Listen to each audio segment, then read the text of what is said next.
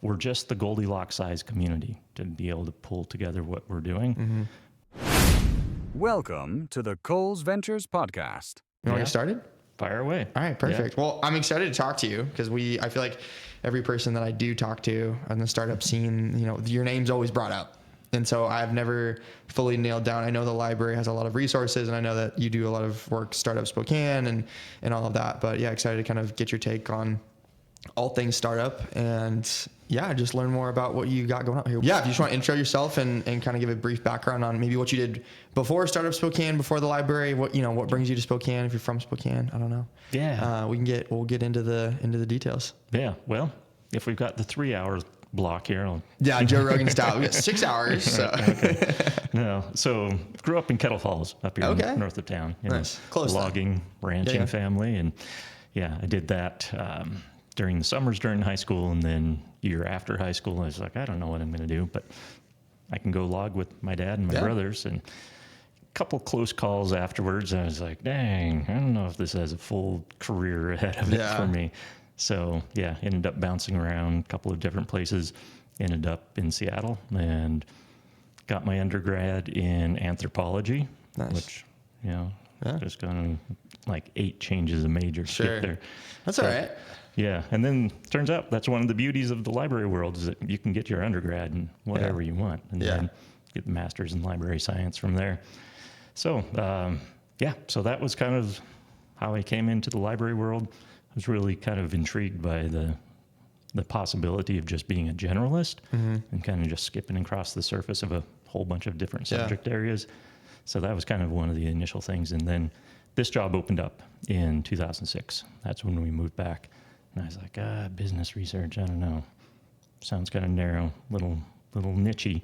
But happy to say that seems like the deeper I get into it, the more vistas that open off into the horizons of like, there's an entire galaxy of intellectual property stuff that I know absolutely nothing about. Yeah. So feels like there's a lot of room to just kind of play. Definitely. Versus your job now compared to the job in Seattle, or what were the differences between those? Yeah. So that was my first job just right out of master's program. It was working at the Central Library downtown Seattle. That was before the Taj Mahal, really cool building. Worked there for just a few shifts off and on. But that I just happened to, the job that was open then while I was still in master's program was at their business research desk. So that was 1998. And it seemed like the bulk of the business questions, because I would just answer phone calls, and the bulk of them were people like, hey, what did IBM close for on September 2nd of 1972? Because I got this stock from my uncle and I need to figure out tax base, So that seemed pretty boring. I was like, okay, that wasn't so great. Yeah, after a couple of those calls, you're like, I'm not a stockbroker. Right, exactly. Right. Yeah, I kind of know the answer to this one. Yeah. So then I worked at the Green Lake branch, just a neighborhood branch. Oh, nice. And that beautiful neighborhood. It was amazing. Yeah, that loop around the lake is, beautiful. Yeah. And just by dumb luck, we lived in Maple Leaf, so just kind of across the freeway from there, so I could walk to work. Oh, that's nice. Yeah, this old gorgeous Carnegie building, and I was just like, dang, this is my first job, but out of grad school. This is really good. It's pretty nice. Yeah, exactly. But so Seattle was great for undergrad, grad school. Did you go to University of Washington? Yeah. Nice. Go Dogs. I didn't go there. My dad went there. But. Okay. All right. Yeah. Eventually, I found my way. I tried to transfer there from Florida, and they looked at my transcript, and they're like, go finish up your AA first. So I did that at Seattle Central, which was amazing. Nice. I really enjoyed that experience. But, I was going to say something about moving back here to town, but it slipped my mind. It'll come back to me. That's fun. That's so interesting. So, kind of going backwards a little bit, got your undergrad in anthropology, and then kind of what was the decision that you wanted to go work for a library or in a library? Because I feel like that's a very uncommon career path. You don't meet many librarians. I didn't even know there was a master's. Is it an MS, Master's of Science? Master's in Library and Information Science. Okay. There are a couple different acronyms that you can I've never tack on even there. heard of that. Yeah. So what did that, I mean, going from, undergrad and you're taking the classes in anthropology and, all that, and then more of the specifics towards library studies. Yeah. Yep. What goes into that? So, got my diploma, my degree in anthropology, and Very expensive piece of paper. I was like, I did it. Dang. Now what? And luckily, I'd been working for UW libraries already, just as there you go. undergrad. They have a beautiful library. Oh, it's gorgeous. Yeah. Just stunning. And so then I was like, well, I've been working in libraries for a while. Kind of like the people. The work seems interesting. Let's give it a go. So that was kind of the path. I was actually, luckily, I applied to UW's archaeology PhD program because I was really enamored with going and digging in dirt. Why not? Digging stuff up. So I applied for that. They accepted 3 people that year. Only 3? Only 3. How many people applied? I don't know off the top of my head. That is... More than 3. Yeah, more than 3. Yeah. So luckily, I was a little, just kind of nonchalant about the 10-year time requirement for a PhD program, limited job prospects once you get out. So luckily, ended up in the library world. And then just kind of, it was a winding road from there to here, but here I am. That's awesome. Okay. And then that kind of sort of brings us up to speed today, but the library has incredible resources for those in Spokane, trying to start their own businesses, but also in different aspects. Could you kind of go into the different resources that the library does have for starting your own business that people might not know about? Yeah. And again, is this the 3-hour or the 6-hour block? Hey, we got as much time as you have. We have a pretty unique thing going here in Spokane that I spend a fair amount of time just kind of perusing the public library landscape to see what other libraries are doing and offering. And it's we're just the Goldilocks size community to be able to pull together what we're doing, where we're big enough to have either library budget muscle or community money muscle to flex to kind of pull in and get access to some of these kind of higher end tools. But we're not so big that we're a threat to the sales teams of, say, PitchBook, where they're headquartered right across the street from the Seattle Central Library. And when I got our subscription lined up, I called Jay. He's my counterpart with Seattle Public. And I was like, hey, Jay, guess who just got a PitchBook license? And he was like, we've had that conversation with him a couple of times, and each time VP of sales says, would love to, but my sales team would kill me if I greenlit this in the Seattle market. And is that just because obviously Seattle is much larger, there's more people accessing that information, or is that why, because how does that work for you guys? Because we have PitchBook, we use it for, our work, and we have I think it's a 3 email, 3 user subscription, incredibly expensive. Right. So how does that work for you guys when, you have different people kind of coming and going, and do people have to create their own logins? You have a certain cap of users? Yeah, I have to be kind of the gatekeeper. So I have the login and had to promise PitchBook that I wouldn't be handing that out around town. But kind of my appeal to PitchBook was like, hey, look, I work a ton with Gonzaga's MBA program and Whitworth and WSU and Eastern. And, well, WSU, they have a license, but none of the other 3 do. And I'm like, I'm offering to pay you $20,000 a year to be your sales guy here in town so that I can go show the students what the tool is, what it does. So when they're out in the quote unquote real world, they know what the tool is and what it can do. So that's awesome. And they're like, it's cute. Give it a try. For them, it's like, the perfect size of like, there's not going to be that many people using it that's going to overload our servers or, whatever they're worried about for sales reasons. But then, once they get out of it, and then if places don't have it like that, for us, it's kind of a no-brainer to have for the private markets and all that, which they already had before I got here. But definitely would be something that I would bring up because I got my MBA at Gonzaga. So used, PitchBook and all the resources that they have over there. That's interesting. I didn't know that it was connected with the library though. So that is interesting. Yep. Well, exactly. Cool. Yeah. And so we have a whole long list of business research tools and resources that if folks just want to go to startupspokane.com, at the very top of the page, there's the resource list. And I think it's like 22 or 23 different things that Wow. are all kind of uniquely similar, you know, pitch book like, but maybe Yeah. it'll be a commercial real estate application. Maybe it'll be, you know, industry research or whatever it is. But we've got a long list of stuff that you just don't throw some searches out there into Google and hope to find. Right.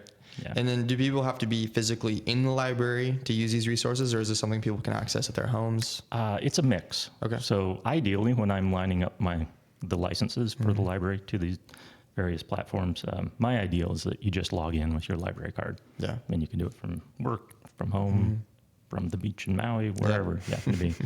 Sometimes the vendors of those platforms, they're less excited about that. Yeah. So PitchBook is definitely one where if I'm going to be working with someone, I need to come in, meet at the library, and we'll have a chat. Yeah. Yeah. That's awesome. Where do you usually guide people? I'm sure you get a lot of people coming to you about, hey, you know, I have this crazy idea. I want to get started on, you know, X, Y, Z. Where do you usually direct them to, you know, more of a framework of, okay, here's all the resources we have. Here's like steps 1 to 10. Right. You know, that's kind of on you to do your homework of, you know, here's how you start. I'm not going to hold your hand to do it. You have all the tools you need. Exactly. Feel free. Yeah. Yeah. And I meet with 370 to 380 some businesses per year. So, oh my gosh. So I don't have the bandwidth to hold people's hand all the way through that. Right. But I'm more than happy to coach them on the tools and say, here's how you use them. And on the startup page, so that resource list I already mentioned, that's great if you kind of already know what you're looking for. Go straight to it. But under the Get Started option, which is right upper right-hand corner of the page, we basically took our list of tools and broke it out by subject area. So I don't know how many start a business checklists I've come across, and it's things like choose your site location and research your customers. But then usually those are just lists with bullet points on them like that, and then you're dropped off in the middle of the desert. No tools, no direction, no resources, just like, here, now that you know what to do, go do it. Just go do it, right? And people are like, well, now what? Yeah. So now we kind of have that laid out with the tools to actually go accomplish that particular task. Gotcha. Yeah. Okay. What are some common achievements people usually, or not achievements, but common best practices, I guess, with people using these tools, and common mistakes that you usually will see people if they're maybe not utilizing a program to its fullest extent, or maybe they're skipping one completely that would be helpful for them? Yeah. I would say probably in terms of maybe the biggest mistake that I see people make is that they just underestimate the power of inertia. Yeah. For their customers. Right. Yeah. That they're like, I've got this best thing. It's going to be the best beef taco or the best acupuncture or whatever it is. And pretty consistently underestimating what it takes to get people to change previous habits. Yeah. And even if I don't know that I've ever actually seen this, but even if there's this scenario where, you have zero competition, nobody else is doing what you're doing. Maybe there's a reason for that, or convincing people that you're solving a problem for them. That's really tough. Yeah. Yeah. That makes a lot of sense. What are some big success stories you can think of off the top of your head of maybe some that have come by that are now well known or kind of off to the races? Yeah. So library's pretty keen on patron confidentiality. So can't really roll out too many specific names, but I will say that there's a spice company here in town. Okay. Yeah. That right when COVID hit, that literally the month before, the vast bulk of that particular spice company sales all went to kitchens, restaurants, commercial accounts.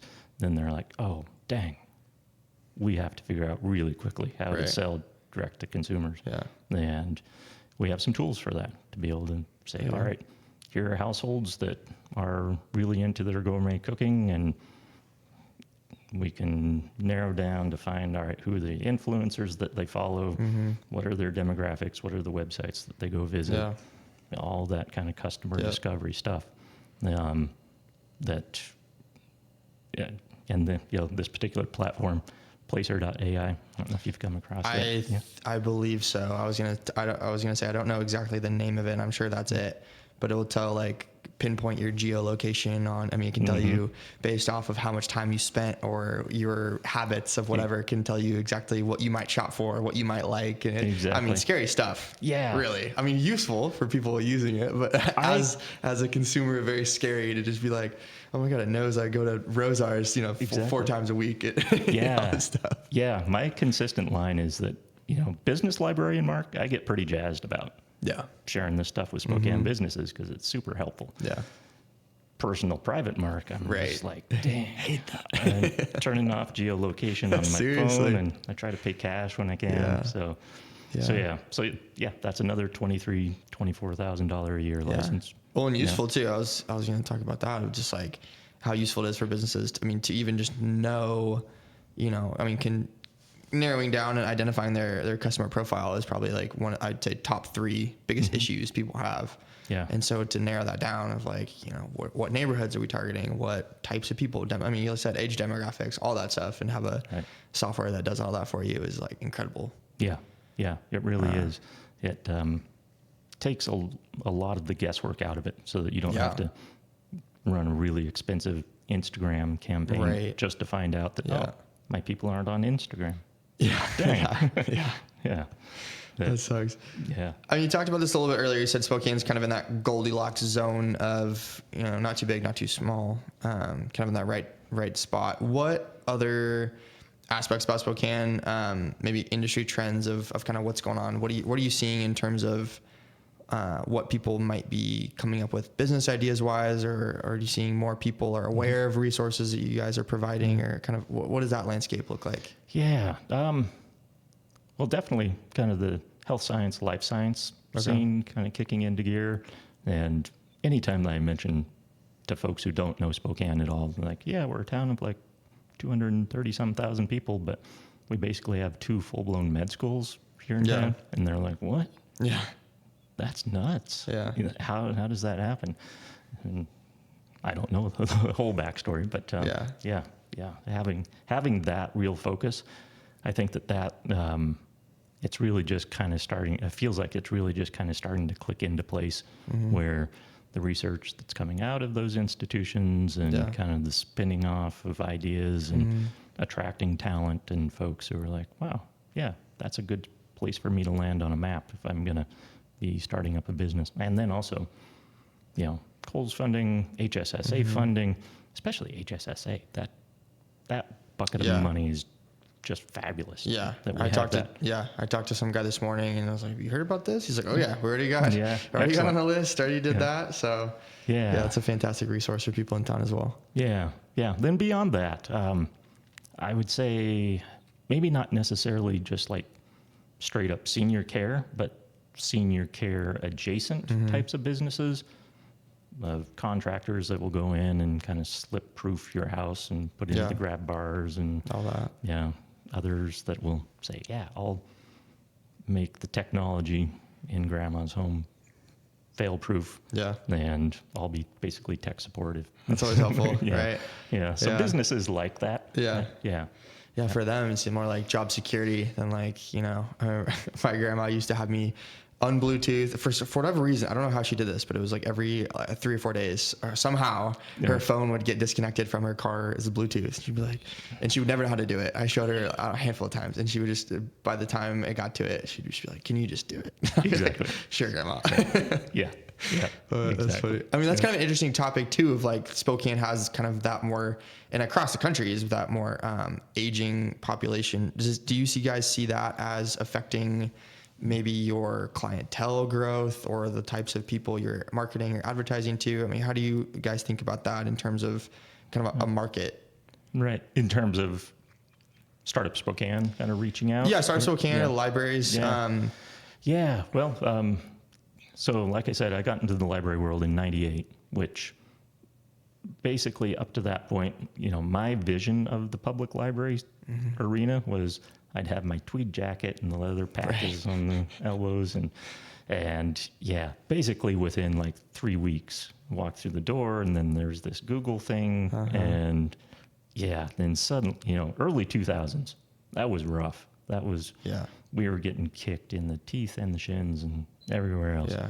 pretty much daily for some, we would go from kind of a corner on the research market that anyone would have killed for, and it just kind of evaporated more or less overnight. Right. And then suddenly we're head to head with some of the biggest for-profit entities that the universe has ever seen. This is kind of awkward. So, but leading up to that period, the two constituencies that we had totally locked down in the public library world were retired folks and young families. Yeah. And we really had nothing really in between. And so it's definitely taken us a while to kind of figure out how to kind of pivot as an industry, but also just specifically here with Spokane Public, trying to figure out, okay, we love our books, we still have our books, but we can be a little bit more agnostic about what is valuable to the community that we could be sharing across town beyond the books. Right. Yeah. How do you guys think about that in terms of a marketing perspective? Because when most people think of libraries, they do think of books. Yep. And there's so much more, as I think most people, if you really, kind of think about it a little bit, it's like, they have all these online resources and all this stuff. But the first thing that comes to people's minds is like books. It's the book place, right?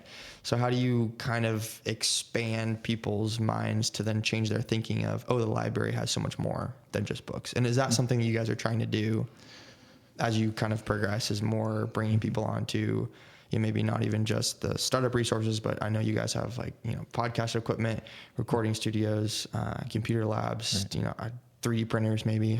We do. All that stuff. So all the above. Yeah. And I think there are a couple of answers to that, but there was a lot of institutional history and, again, inertia coming into play, where it's a big ship to try to turn. But I think that we're doing a much better job of it over, I'd say, especially the last decade. Where, so I really feel like kind of my business research world here at Spokane Public, it really kind of kicked into gear in like 2012-ish, 2013. So that was, moving to town in 2006. That was a good 6-8 years of me just kind of sitting at the downtown library waiting for folks to come to me. And it was just radio silence. And I was just like, dang, this doesn't seem to bode well for a career. And also 2008, 2009 financial crash, city had a hiring freeze. And so I was like, dang, if they're looking at layoffs, it might be that business research guy who hasn't answered a business research question in a while. So that's kind of the thing that kicked me out the door of the library. And I started wandering around town, just knocking on doors and saying, hey, these are the things that we currently have. Is it of any interest or value to you? And had a couple of wins pretty early on where I was at some Valley GSI networking event and met some guy who's in the trucking world. He developed kind of like a safety check app for semi-trucks. Interesting. That used to be a 2-person job where you'd have one guy in the cab, somebody out behind the trailer, and they'd be, turn on the right blinker. And then they'd be like, check it off the list. So got that down to a 1-person task. But anyway, he was like, can Data Axel, that's our primary business director, he's like, can that give me a list of like all the trucking companies on the West Coast? And I was like, yeah, that's like an 18-second search. There it is. There you go. And he was like, I just spent like $1,800 2 days ago on that exact same list. Where were you? I was like, at the library. Down the street, Exactly. So I had a couple of interactions like that fairly early on where I was like, okay, I definitely didn't get into the public library world to go talk to a room full of strangers. That was not my wheelhouse or what I felt comfortable doing. But I was like, feels like this is the path forward. So every week or so, I'd go to some different networking event. And I was spending more time outside the library than actually at the library. Just interesting. Going around town and and for the first few rounds of that, I just tried to convince myself. It's like, okay, networking event coming up. I'm just going to convince myself that this is the most fun that I've ever had for the next 2 hours, and then I'll go collapse. And do that enough times, and then realize that, oh, this is fairly harmless. Yeah, I can do this. Yeah. That's awesome. So that's kind of the path of StartUp Spokane. Yeah. Yes, is coming out of that and kind of finding a niche for yourself and kind of job security for one thing, but also for kind of the greater help of the community. That's fantastic. So did you have a lot of those businesses, kind of spread the word and then come back to you, and then people, is that kind of how it grew, or how'd you, after all these networking events, I'm assuming you don't do one a week now. No, I've kind of dialed that back. But yeah, definitely it's just kind of word of mouth. And, interesting. And and maybe it's me not having quite the right message to put out, but I think that there is such just kind of a big gap between public perception of what libraries can do and what we actually do, that I can jump up and down and say, pitch book, placer, blah, blah, blah. And I think it just kind of like flies over people's heads, and they're just like, well, that makes no sense. But when they hear it from, maybe their customer or one of their suppliers or one of their vendors, and they're like, hey, you should go check this out, then I think it resonates way more than me trying to push the message out directly. Definitely. What are some gaps that you're still seeing in terms of, because you guys do have a lot of resources, incredible amount of resources. Are there still things that you're working to get or obtain? Are you seeing things that people are asking for that maybe you guys don't have yet? Yeah. So when I worked for UW Libraries, my boss at the time, she said, here's a professional tip. Always have a wish list of stuff that you want. So if money just falls from the sky, you are in line to say, let's spend it on this. That's a good tip, actually. Yeah. I like that. And kind of on the top of my current wish list right now, there's a platform called Policy Map, which WSU has a license to it. But basically it's GIS data, but kind of policy maps. Secret sauce is that most of the kind of publicly available mapping platforms like Census or what have you, you basically can just map one variable. Whereas Policy Map, you can say, all right, show me kind of a heat map of households with kids between 12 and 18, and I want the households to also have particular income level and diving into social determinants of health and whatever, and you can kind of basically set your slider bar to set the threshold percentage for each one of those. And then finally, at the end, once you kind of put in all of your filters, then you'll have a map showing, all right, here are the real hot spots around town or around the nation where you've got a really good target to go after. That's interesting. Yeah, so that's a tool that I would really love to have. Yeah. How's that different from Placer AI? So Placer tends to steer pretty far clear of anything health focused. And like I already mentioned, Spokane has a pretty health focused economy. So with Policy Map, it has hospital admission data of like where are households located that are showing up because of asthma. Where are they showing up because it's diabetes, and how long did they stay in hospital? And that's scary. Yeah, exactly. That is some scary stuff. Yeah, so Placer, they get pretty creepy and really somewhat intrusive into our lives. This stays a little bit more zoomed out. It's more like it's census block level of like 400 to 800 households, but yeah, so you can't quite get as granular as you can with Placer, but they have some data sets that Placer just shies away from. Yeah. So that's one. There you go. But also, usually when I'm meeting with folks, kind of my parting shot is that, hey, we've got a pretty amazing set of tools, but they're not set in stone. So if there's something out there where you're like, man, if we just had access to whatever it is, but it doesn't pencil for you to go get your own license, let's have a chat. Yeah. See if we fold it into the library offerings. Yeah. That's interesting. Where have people come in that you've had to connect them with other people? I guess, like, who are your top, places where people come to you, because you're on people's probably top 3 of anyone. Like I said at the beginning, anyone I've ever talked to is like, if you're just starting out at the business, you gotta go talk to Mark Pond. And as you said, you've talked to how many business? 300 and I think last year was like 376 or something. That's insane. Yeah. Yeah. Oh my gosh. Something in that range. So people are taking people's advice. So that's good. Right. Yeah. Yeah. But who are you? I mean, when they've kind of gone through, your resources, and they've gotten maybe kind of what they wanted or what they think they wanted or whatever, where are you sending them? Because I'm sure they're not just like, oh, I've got everything I needed. I'm going to be a millionaire now, and I'm going to go off and start this amazing business. Yeah. Sometimes it's kind of somewhat industry dependent, but definitely for health and life science focused companies, Launchpad, make sure that they're connected with Bill and Alan and the Springboard program that they're running. Also, the SBDC is an amazing resource for the Small Business Development Center, I think that's what that stands for.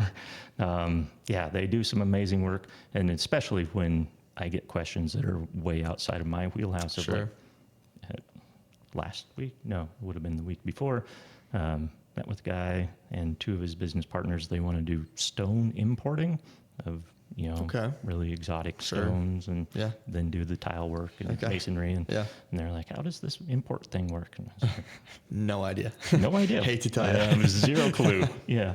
Which was another thing that actually drew me to the library world. It was like, I get paid to say I don't know for a living. Or people will come with some question, and I'm like, well, I don't know. I mean, we can go try to find an answer. But off the top of my head, I have a blank slate to start with. So yeah. That's awesome. Okay. I guess switching gears here a little bit, you are also a professor. Or recently. So for 3 years, I taught Eastern's business feasibility course. Yeah. And I stepped aside from that this spring. Okay. I was teaching it every spring. That was awesome. I really enjoyed it. Yeah. How did that come about? Like, how did, career wise, what made you jump on that? And like, kind of how did that help with StartUp Spokane or the library business? Or so the guy that I took it over from, the guy who'd been teaching it for a couple of years prior, let's see here, how did this work? So this is 2025. So this would have been 2021 when I first took it over, and Eastern was just going back to in-person classes, kind of late stage COVID era, and I can't remember the exact scenario, but for whatever reason, that professor felt like he needed to step aside, that he wasn't quite ready to go back for in-person stuff. And so I had worked with him on a business that he'd been working on previously. And so he's like, hey, Mark, you want to take this on? I was like, sure, give it a go. And it was super fun. I really enjoyed it. And it dovetails pretty much seamlessly with kind of my StartUp Spokane stuff. So just seemed like kind of a slam dunk. So the first 2 years that I taught it, I think I had 22, maybe 24 students. But then spring before just this last one, I think I had like 36 or 37. Okay, it's a big one. Yeah, and I felt like I didn't do a good job for those students. I kind of lost the thread of what they were supposed to be working on, because it got all completely muddled with just my regular 9 to 5 work. So, just for kind of sanity's sake on my part, but then also feeling like students probably could get a better experience for somebody that would maybe be a little more focused. Can't do everything. Well, that's very cool. That's awesome. I guess going into kind of the StartUp Spokane and your leadership with that, what patterns do you see in terms of what people, the successes versus maybe not the failures, but the people who don't do as well? What have you noticed about people that are patterns of the successful, I suppose? Sure. Yeah. I'd say probably folks that can develop systems for themselves tend to do better. Right, because no one's telling you what to do, right? So if you're sitting there like, oh, what do I do now? It's like, well, you're the boss. So. Right. Yeah. And I would say, if you find yourself just doing the same bit of work over and over and over again, and you're not figuring out a way to kind of hone that or automate it or turn it over to someone else, I think that those are the people who can recognize patterns. Yeah. I think that those would kind of bubble to the top. And also, just the folks who can kind of recognize what they're good at and what is such a drain on them energy-wise. But if they were just constantly fighting that battle, like, God, I got to do my books for the quarter, and then they push it off, and then it snowballs, and it becomes a much bigger problem than it should have been. Folks who can kind of compartmentalize and say, all right, I'm turning this piece over, I'm going to step aside and let somebody else tackle it. Yeah. That makes sense. It's always very surprising to me when people, start businesses in an industry they're not super familiar with, or, try to do something that just doesn't align with their skill set. I'm like, I don't know. You can do this for a little bit, but eventually it doesn't mesh very well. Exactly. Yeah. And then sometimes the flip side might be where they're super passionate about whatever it is that they start the business around, and they don't necessarily kind of think through, like, oh yeah, there is the marketing side of things. Yeah. Oh, HR. Yeah. So things along those lines where they have to be able to kind of set those chunks of work aside and or just hand them off to somebody else. Yeah. Do you guys have resources on that, or do you guys host any events for people that can come in and like a business, starting your business 101 and kind of hear crash course of here's what we have, or? Yeah. No. That's all right. Those are a lot of work. So there's plenty of other people that host events. And so a couple of things there. One, I kind of feel like I should, but also second part of that is that I've tried in the past. And I think that part of it is that there's not really much seasonality to opening a business. It gets spread across the year. Right. So it's hard to kind of get a decent sized cohort all in the same room at the same time, at the same stage. So there's that. And then also I've just found it to be a soul sucking experience to try to do the programming and events, and I reserve the room and do the marketing and line up the presenter, and at the end 2 people show up, and I'm like, well, dang, that's always frustrating. I would be further ahead if I just kept with my one-on-ones. Right. And Yeah, that's a tough thing. Some people are very good about it. I know Bill, with Launchpad hosts events and just has an incredible time of, marketing seems very fluid. He gets a lot of people to come to his events, and then it's so odd when like the ones you think would do good don't do good, and then ones where you're like, oh, there's probably a throwaway event, and then a bunch of people show up to it. And you're like, I don't get it. Yeah. It's so odd. Yeah. So we've partnered with Simba, and they are basically doing, a ton of kind of that startup and, state taxation 101 and LLC formation 101 types of events. So anything they're putting out like that, and especially if they're using library space, then we can just slap a StartUp Spokane logo on it, and we can help push it out through library channels. But I feel that's a huge win for me. I hope it feels like a win for Simba.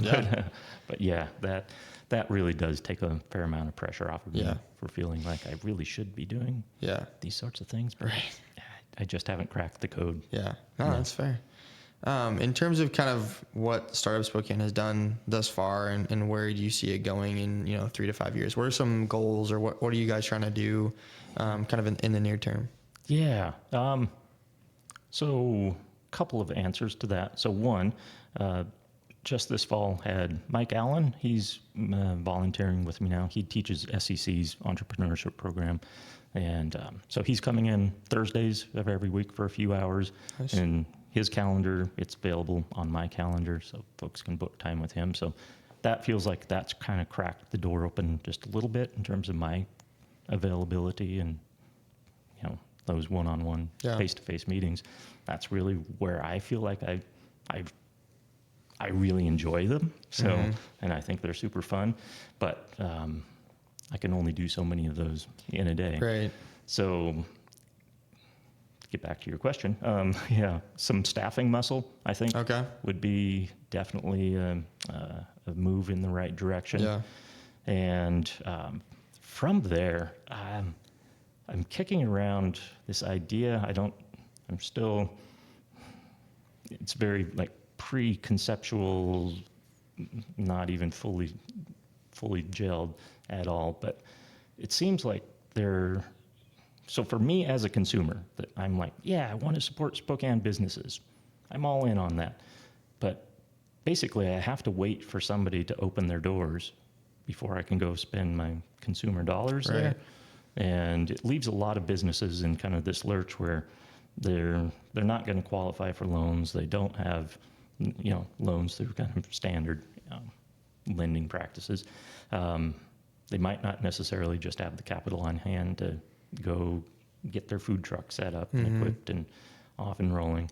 So I'm exploring options for like a StartUp Spokane micro lending type of platform. Yeah. Where if there's somebody in town who's like, yeah, I'm really enthused about, this dog walking business, but they need $500 to get up and running, I'll pitch in on that. And and it's a loan, so I expect to be paid back, but I'm not looking to make 20x in 3 years. Right, exactly. Yeah. So that I feel like there's definitely a kind of a gap there that maybe StartUp Spokane can kind of help put a foot on either side of that. Yeah. I know that what's the guy's name? I'm blanking on it right now. With Dream Funders, have you? Oh yeah. Yeah. I can picture his face. Yeah, I can see him. Oh, that's tough. He's gonna watch this. He's gonna be mad about this. Exactly. He's gonna be like, Yeah, we'll think of it. I'm sure we'll think of it. Dream Funders. Yes, Dream Funders. Yeah, go search for Dream Funders. Yeah, so they're also kind of nibbling on that same problem. Yeah. The micro lending space is a very interesting model in terms of, because you kind of have the regular, what is it, SBDIC? Yeah. Whatever that is, or SBA loans. SBA, yep. And then you have, more for the lifestyle businesses and that kind of thing. And then you have more of the Ignite loan funds for kind of the startup space, and you want to go, eventually raise VC money or maybe not. So the micro lending space is interesting for a community this size, could make a huge impact for people that want to, dog walking, food trucks. Whatever you're feeling. That could be the difference between someone starting and making a go at it and, just not trying at all. So exactly. That'd be great. Yeah. Worked just a few weeks ago with a guy. He's had, not quite a full career as an electrician, but he's always worked for other companies. And he's like, I think it's time for me to go out and do this on my own. But, for him to kind of get fully equipped and really be able to take on the jobs of the size that he's looking for, that money just doesn't fall from the sky. It needs to come from somewhere. And he seems like he's definitely got the expertise, the knowledge. He kind of knows how the industry works, but there's this one piece that's kind of stumbling him up, where he's like, well, I guess I'm just going to have to keep grinding away for another X period of time and try to save up some money. Yeah. That's awesome. For people wanting to get in contact with you, to be one of the 378 business you talked to this year, where can people reach out to you? How do you schedule meetings usually with people, and kind of what are the criteria for people that meet with you? If you have kind of a rap sheet of stuff they have to do beforehand, or how does that all work? Yeah. So easiest way is just go to startupspokane.com. In the upper right-hand corner, there's a link that says book a one-on-one. Just click on that. Takes you to my calendar. Yep. And I have that filled out for 3 weeks into the future with my availability. I had it more pushed out to month and a half, but I found that if I go beyond 3 weeks, then life's complicated. Yeah. Kids break arms. Right, exactly. And, things happen. So 3 weeks is what I have it set for. So that's probably the easiest route. And then from there, no homework. There is a little notes field on the calendar to say, hey, this is what I'm looking for. Here's what it's about. Yeah. And, generally I just go in blind and people come in. That's exciting. It's super fun. Who's going to walk in the door? Exactly. Yeah.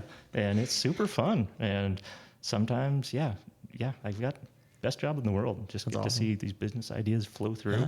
And some of them I'm like, I would be all in if I were the investing type. Sure.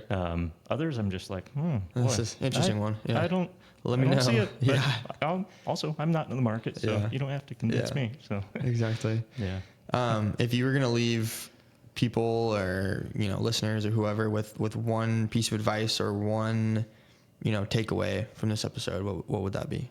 That if you're thinking about starting a business and you're intimidated by the process, just know that you're not alone, that there are a whole bunch of people around town who are more than happy to lend a hand, share ideas, be sounding boards. And some of us, we get paid for it. Others just do it out of kindness of their heart. And also they just are super fanatical about the Spokane business scene and anything they can do to lend a hand to kind of move that forward. We've got a pretty nice network of folks here in town who are super generous with their time and expertise. So don't feel like you have to go reinvent that entire wheel. Like, how do I start a business and spend X number of hours throwing some Google searches out there? I mean, definitely still do it, but also you've got some humans here in town that can lend a hand. That's awesome. Yeah. Well, Mr. Mark Pond, it's been an absolute pleasure talking with you today. Absolutely. Yeah. Awesome. Thanks for having me, Blake. Yeah. Thank you for your time. You bet.